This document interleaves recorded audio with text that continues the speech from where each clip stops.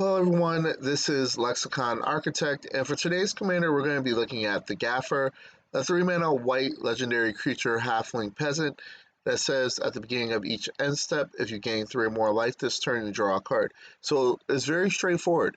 We're going to be gaining so much life every single turn that this is going to trigger at the beginning of each end step, allowing us to keep drawing cards, keep our hands loaded, just in case our board does get wiped a couple times. So we're going to have more cards to play.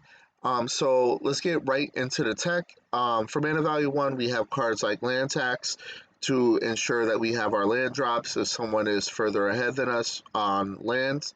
Then we have cards like Sarah Ascendant, which is a very solid 1-drop that's going to come in as a 6/6 with lifelink and flying. And then we have cards like Soul's Warden and Soul's Attendant to gain life every time a creature enters the battlefield. And then we have Speaker of Heavens with Vigilance and lifelink, and it says that we can create a 4/4 white angel creature token with flying.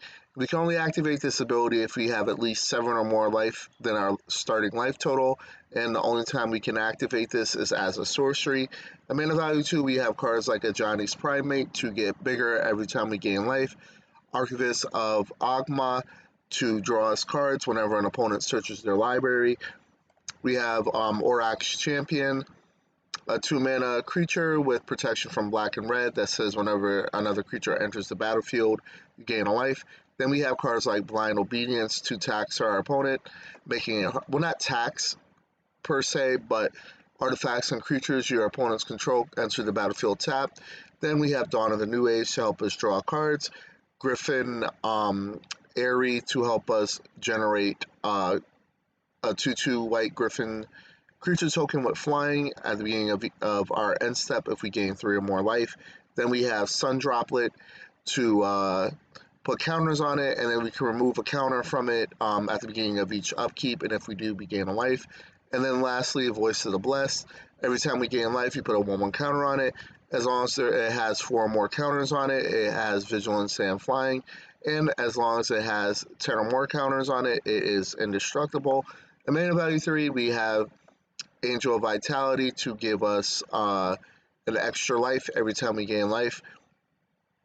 And if we do have 25 or more life, it's going to get +2/+2.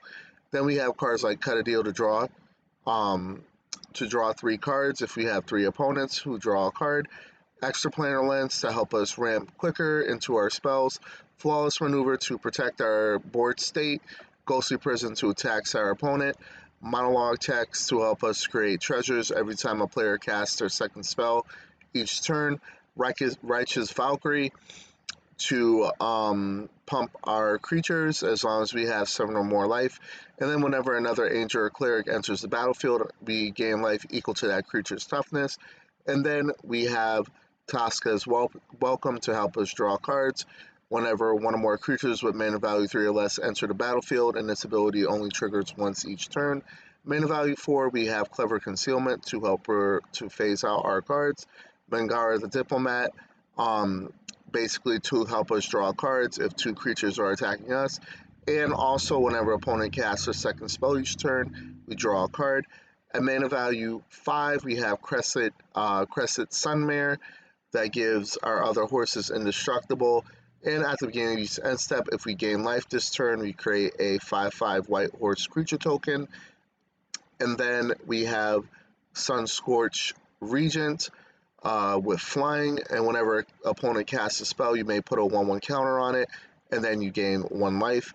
And then Throne of Eldraine, obviously choosing white, which allows us to add 4 mana of that color to only cast colors of that spell.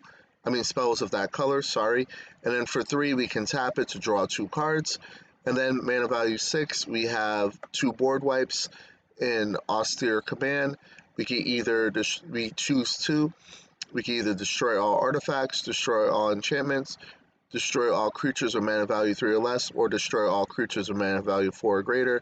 And then Farewell to either exile all artifacts, exile all creatures, exile all enchantments, and exile all graveyards. And then Valkyrie Harbinger with flying and lifelink. At the beginning of each end step, if we gain 4 more life this turn, we're going to create a 4/4 white angel creature token with vigilance and flying. And then mana value 8, we have another board wipe and vanquish the horde. The spell costs 1 less to cast for each creature on the battlefield. And then we destroy all creatures. For utility lands, we have Castle Ardenvale to help us generate tokens. Hidden Courtyard to hide away 4 if we pay, not hide away, sorry, discover 4, and we pay 5 to activate this as a sorcery.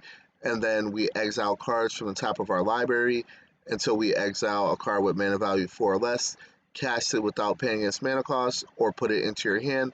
Put the rest on the bottom of your library in any order. Mana Serith to help us draw cards.